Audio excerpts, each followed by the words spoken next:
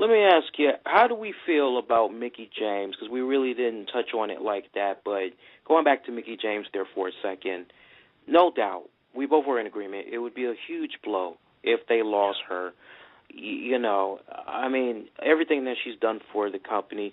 Let's really break this down, Joe. Do you think with what's going on with Mickie James, do you think this is a ego issue, or do you think this is a case right here where Mickie James kind of feels as though she's done absolutely everything that's humanly possible to do in the TNA promotion? Because I can't help but sit up and say, damn, they pushed the hell out of her album, Somebody's Gonna Pay, which is a phenomenal freaking album, and she's been doing very well touring for that album. You know, they made her a Knockouts champion.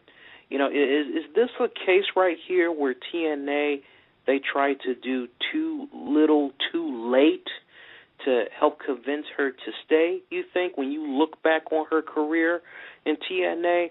Or is this really a case where maybe Mickie James just says, I'm ready to move on? Because, you know, I've been a Mickie James fan for many, many, many, many years, and I don't really pick up an ego issue. And then those that I've had the pleasure of talking to that have interviewed Mickie James, and they've interviewed her more than once, some even friends with her, you know, they say she's a very pleasant person to get to know. So, you know, my question to you, you know, are you picking up an ego vibe, or generally, what's your take on that? Well, everybody has an ego, but I don't get that this is her pride standing in the way here. I actually think she's gonna come back to Impact eventually.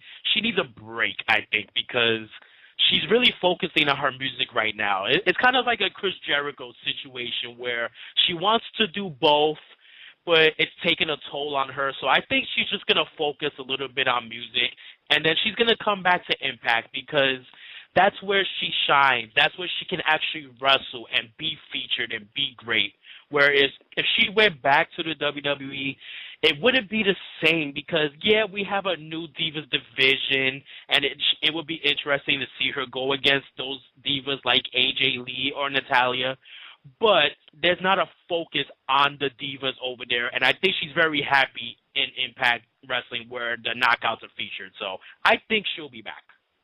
I don't know. Now, see, I'm going to have to disagree with you because I'm looking at what's going on in the Divas division right now, and the Divas division this year has been very relevant as opposed to the previous years. I mean, the last time the Divas division was really, really relevant, I think we have to take our nod off to Trish Stratus. I think it was a black day when Trish Stratus had left the WWE.